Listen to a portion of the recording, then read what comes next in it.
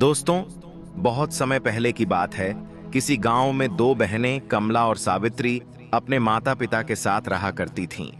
जब वे युवा हुईं, तो उनके माता पिता का निधन हो गया और वे पूरी दुनिया में अकेली रह गईं। उनके माता पिता ने जो कुछ भी कमाया था, वह कुछ ही दिनों में समाप्त हो गया और दोनों बहनों कमला और सावित्री को भूखा रहना पड़ रहा था।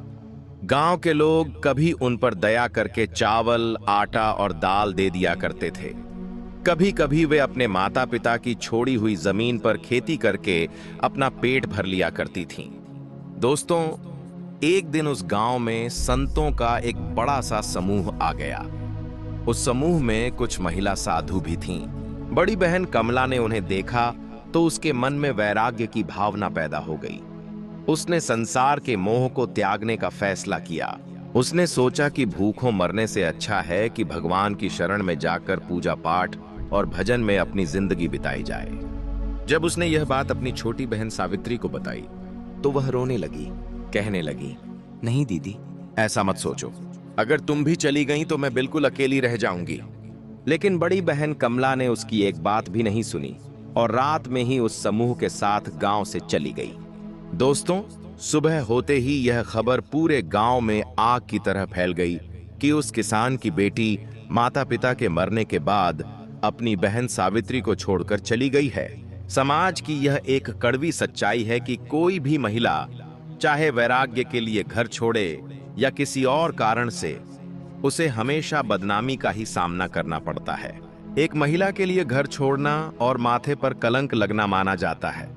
छोटी बहन सावित्री ने बहुत सफाई दी कि उसकी बहन के मन में वैराग्य आ गया था और वह भगवान की शरण में जा रही है। पर लोगों ने उसकी बात पर विश्वास नहीं किया। लोग कान्हा फूंकने लगे और कुछ ने तो यह भी कहा कि कहीं बड़ी बहन की तरह छोटी बहन भी गांव की बदनामी ना कर दे।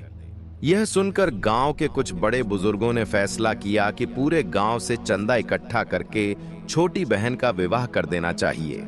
यह विचार सभी ग्रामवासियों को पसंद आया। सबने थोड़े थोड़े पैसे इकट्ठा किए और एक अच्छा सा लड़का ढूंढा और एक अच्छे घर में छोटी बहन सावित्री का विवाह करवा दिया। विवाह के बाद वह अपने ससुराल में आ गई। यह एक बहुत समृद्ध और सुखी घर था, जहां किसी चीज की कोई कमी नहीं थी। उसका पति भी उसे बड़ा प्रेम करने वाला था। छोटी बहन को अपने गांव वालों से कोई शिकायत नहीं रही। वह तो अपने गांव वालों को दिल से धन्यवाद कर रही थी कि उन्होंने एक अनाथ को इतने अच्छे घर में विवाह कराया। एक दिन जब वह कुएं पर पानी भरने गई, तो उसने अपनी बाल्टी कुएं में डाली। तभी एक बूढ़ा मुसाफिर उसके पास आया और कहने लगा, बेटी, मुझे थोड़ा सा पानी पिला दो, बहुत दूर से प्यास लगी है। लड़की ने कहा, बाबा, कुएं के पास बैठ जाओ, मैं पहले अपनी मटकी भर लूं, फिर आपको पानी पिला दूंगी। इतना कहकर उसने बाल्टी खींची और अपनी मटकी में पानी भरने लगी। 2 बाल्टियां खींचकर उसने अपनी मटकी में पानी भरा। फिर वह थोड़ी देर के लिए आंखें बंद करके खड़ी रही। जैसे ही उसने आंखें खोलीं, उसने फटाफट अपनी मटकी अपने सिर पर रखा और जल्दी से अपने घर की तरफ चलने लगी। वह बूढ़ा मुसाफिर हैरान होकर कहने लगा, बेटी, मुझे पानी तो पिला देती। कब से मैं कह रहा हूं कि मुझे बहुत जोर से प्यास लगी है। बूढ़े की बात सुनकर लड़की ने चलते चलते ही जवाब दिया, बाबा, मेरे पीछे पीछे मेरे घर चले आओ, वहां मैं आपको लोटा साफ करके पानी पिला दूंगी। बेचारा बूढ़ा क्या करता, वह उसके पीछे पीछे चल दिया। लड़की अपने घर पहुंची। हवेली में पहुंचकर उसने मटकी नीचे रखी और अंदर से एक लोटा लेकर आई।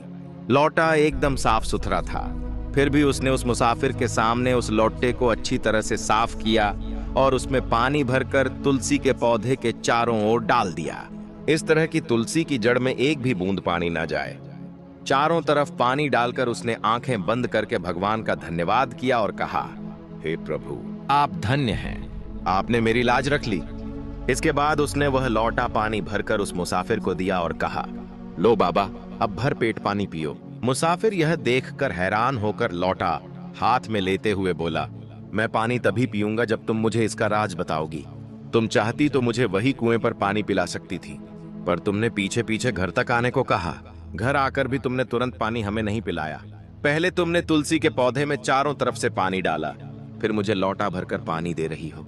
अगर तुलसी की जड़ में पानी डालती तब भी बात समझ में आती।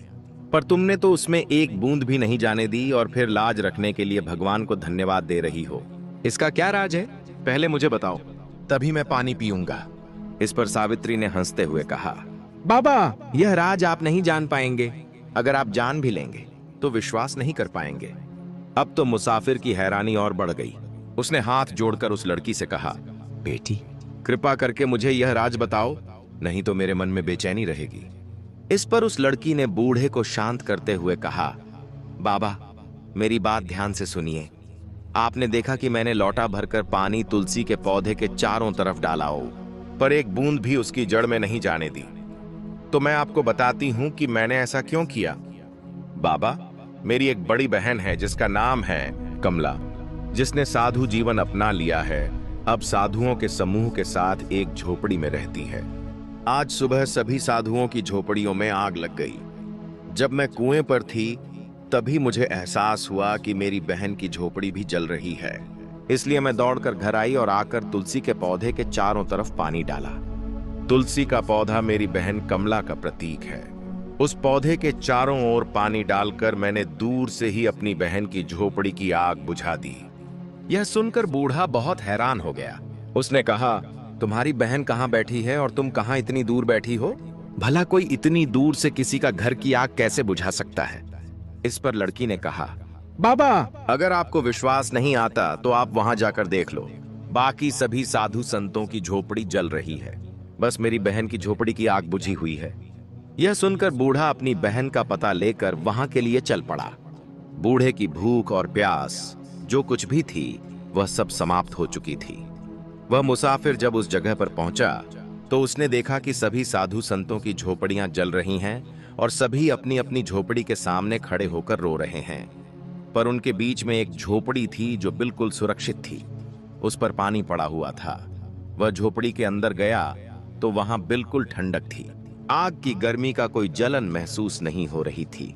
उसने देखा कि झोपड़ी के अंदर एक लड़की बिल्कुल शांत भाव से बैठी हुई ध्यान मुद्रा में भगवान का नाम जाप कर रही है। बूढ़े मुसाफिर ने उसे प्रणाम किया और पूछा, सबके घर जल रहे हैं, बस आपकी ही झोपड़ी सुरक्षित है, ऐसा क्यों? इस पर लड़की ने आंखें खोलकर धीरे धीरे मुस्कुराते हुए कहा, यह मेरी भक्ति की शक्ति है। यह मेरे अंदर का सत्य है जिसकी वजह से मेरी झोपड़ी नहीं जली, बाकी सभी संतों की झोपड़ियां जल गईं। इस पर वह बूढ़ा उसे डांटते हुए कहने लगा, अरे चुप कर, अपने सत्य का नाम मत ले। यह जो चमत्कार हुआ है वह सब तेरी छोटी बहन की कृपा से हुआ है। तू साधु बनकर भी इतना सत्य नहीं कमा पाई, पर तेरी छोटी बहन गृहस्थ जीवन में रहते हुए भी इतनी भक्ति करती है कि उसमें इतना सत्य है कि एक तुलसी के पौधे के चारों तरफ पानी डालकर उसने तेरे घर की इतनी दूर बैठे बैठे आग बुझा दी। यह सुनकर अब बड़ी बहन की चेतना जाग गई। उसने रोते हुए कहा, बाबा, मेरी बहन कैसी है, कहाँ है? क्या आपको पता है वह कहाँ रहती है? अगर आपको पता है तो कृपा करके मुझे एक बार उससे मिलवा दीजिए। उसको इस तरह रोते और विनती करते देखकर बूढ़े मुसाफिर को उस पर दया आ गई। उसने कहा, बेटी, तुम्हारी बहन की शादी नगर के बहुत बड़े सेठ के यहाँ हुई है। वह वहाँ रानी बनकर रह रही है। उसके जीवन में किसी तरह की कोई कमी नहीं है। पर देखो, गृहस्थ जीवन में रहते हुए भी उसने इतना सत्य प्राप्त कर लिया है कि दूर से बैठे हुए उसने तेरी झोपड़ी की आग बुझा दी। बड़ी बहन कहने लगी, बाबा, बस एक बार मुझे दूर से ही दिखा दो, मुझे अपने साथ ले चलो। बूढ़ा मुसाफिर उसे अपने साथ लेकर उसकी छोटी बहन के घर की तरफ चल दिया। वह हवेली के दरवाजे पर खड़ा होकर कहने लगा, यह तेरी छोटी बहन का घर है। मैंने तुझे उसके घर पहुंचा दिया। अब तू अपनी बहन से मिल। मैं अपने रास्ते चला। इतना कहकर वह मुसाफिर वहां से चला गया। बड़ी बहन ने संकोच करते हुए घर का दरवाजा खटखटाया। छोटी बहन ने आकर जैसे ही दरवाजा खोला, अपनी बड़ी बहन को देखकर उसकी आंखों में आंसू आ गए।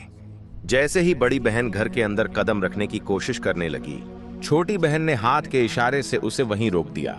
कहने लगी, बहन, वहीं रुक जा, घर के अंदर कदम भी मत रखना। दुनिया की नजर में तू एक बदनाम औरत है जो अपनी बहन को छोड़कर भाग गई थी, इसलिए तू मेरे घर में कदम मत रखना। तेरे घर में आते ही मेरे परिवार पर गांव वाले उंगलियां उठाएंगे, इसीलिए तू घर के बाहर ही रह। तू मेरी बहन है, इसलिए मैं तेरे जलपान की व्यवस्था करूंगी। तेरे खाने पीने की भी व्यवस्था करूंगी और तेरे रुकने का भी, पर मैं तुझे घर के अंदर नहीं आने दूंगी। अपनी बहन के ऐसे कठोर वचन सुनकर बड़ी बहन की आंखों में आंसू आ गए। वह तो खुश होकर आ रही थी कि मुझे देखकर मेरी बहन मेरा आदर सत्कार करेगी, घर आने पर मेरा स्वागत करेगी, पर यहाँ तो सब कुछ उल्टा था। छोटी बहन ने अपनी बड़ी बहन के जलपान की व्यवस्था की, शाम के भोजन की व्यवस्था की और हवेली के बाहर पक्का बना एक कमरे में उसका बिस्तर लगवाया। उसके वहां रुकने का उचित इंतजाम भी करवा दिया। अगले दिन सुबह होते ही छोटी बहन अपनी बड़ी बहन से मिलने उसके कमरे पर गई। दोनों बहनें कई सालों बाद गले मिलीं। एक दूसरे को देखकर फूट फूट कर रोने लगीं। फिर दोनों ने एक दूसरे के आंसू पोंछे और एक दूसरे को तसल्ली दी। फिर बैठकर बातें करने लगीं। बड़ी बहन ने छोटी बहन से कहा, बहन, तेरा तो बड़ा असर है, तेरे तो भाग्य खुल गए। गांव वालों ने मिलकर तेरी शादी इतने अच्छे घर में करवा दी कि तुझे किसी चीज की कमी नहीं रही। और मैं एक सन्यासी बनकर जगह जगह भटक रही हूं, पर मेरे मन को सुख शांति नहीं है। इस पर छोटी बहन ने कहा, बहन, समस्याओं से भागकर सन्यास ले लेना कोई हल नहीं है। जो हालात हमारे जीवन में आते हैं उनका डटकर मुकाबला करना चाहिए। यह सुनकर बड़ी बहन ने अपनी छोटी बहन के हाथ अपने हाथ में ले लिए और विनती करते हुए कहने लगी, बहन, तुम्हें तो इस घर में बहुत सुख है, मेरी भी किसी एक व्यक्ति से शादी करवा दो, मैं भी गृहस्थ जीवन व्यतीत करना चाहती हूँ। इस पर छोटी बहन ने कहा, ठीक है बहन, बहुत देर हो गई है, मैं अभी घर जाती हूँ, कल मैं फिर आपसे मिलने आऊंगी और तभी तेरे विवाह की बात भी करूंगी। इसके बाद छोटी बहन अपने घर चली गई। अगले दिन सुबह सुबह वह अपनी बहन के पास पहुंची। उसके हाथ में एक वरमाला थी। उसने उस वरमाला को एक थाल में रखा और ऊपर से एक रेशमी कपड़े से ढक दिया। फिर उसने अपनी बहन को नहला धुलाकर अच्छे से श्रृंगार किया। दुल्हन के जोड़े में सजी धजी बहन जब खुद को शीशे में देखती तो खुद ही शर्माने लगती।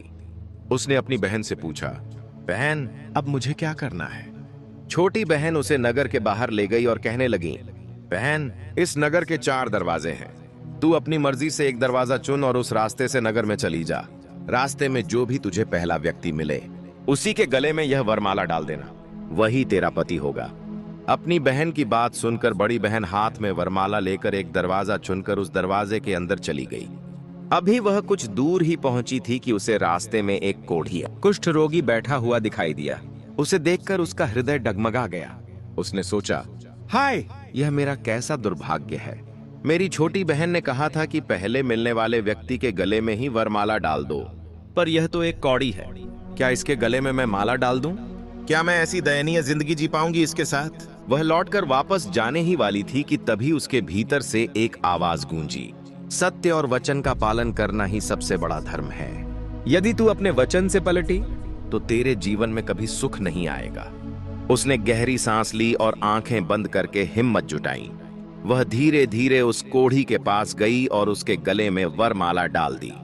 वरमाला डालते ही पूरा नगर गूंज उठा। आकाश से पुष्पों की वर्षा होने लगी, घंटियों की ध्वनि सुनाई देने लगी। क्षण भर में वह कोढ़ी दिव्य रूप धारण करके देव स्वरूप में खड़ा हो गया। उसकी कांति से पूरा नगर आलोकित हो उठा। उस देव ने मुस्कुराकर कहा, तूने अपने वचन का पालन किया, तूने दया, प्रेम और सत्य को चुना, इसलिए आज तुझे मैं स्वयं वर के रूप में प्राप्त हुआ हूं। यह सब तेरी छोटी बहन की भक्ति और तेरे सत्य के कारण संभव हुआ है। अब तू मेरी अर्धांगिनी होकर सदा मेरे साथ रहेगी। यह देखकर नगरवासी स्तब्ध रह गए। छोटी बहन भी दौड़ती हुई वहां पहुंची। उसने उस दृश्य को देखा तो उसकी आंखों से आंसू बहने लगे। उसने उस देव को प्रणाम किया और अपनी बहन कमला को गले लगा लिया। बड़ी बहन ने कहा, छोटी बहन, आज मुझे समझ में आया कि गृहस्थ जीवन में रहते हुए भी सच्ची भक्ति और सत्य का पालन करना कितना महान है। तूने ही मुझे यह राह दिखाई। तेरे ही कारण मुझे देव स्वरूप पति मिले हैं। उस देव ने दोनों बहनों को आशीर्वाद दिया और कहा, तुम दोनों बहनें सदा धर्म और भक्ति का आदर्श बनी रहो। संसार को यह सीख दो कि सत्य, वचन और भक्ति से असंभव भी संभव हो सकता है। दोस्तों, इस कहानी से हमें 4 बातें सीखने को मिलती हैं। सबसे पहली बात, समस्याओं से भागना समाधान नहीं है, उनका डटकर सामना करना ही सच्चा साहस है। दूसरी बात, सत्य और वचन की शक्ति अपार है, जो अपने वचन पर अडिग रहता है, ईश्वर उसकी रक्षा करते हैं। तीसरी बात, भक्ति केवल सन्यास में नहीं बल्कि गृहस्थ जीवन में भी संभव है। सच्चा प्रेम और श्रद्धा कहीं भी दिव्यता ला सकता है। और चौथी बात, दया और त्याग से ही चमत्कार होते हैं। दोस्तों, मुझे उम्मीद है कि इस कहानी से आपको कुछ सीखने को मिला होगा। अगर वीडियो अच्छी लगी हो तो वीडियो को लाइक और कमेंट में जय माता दी अवश्य लिखें। हम आपसे मिलते हैं किसी और नई वीडियो में। तब तक के लिए अपना ख्याल रखना। जय माता दी।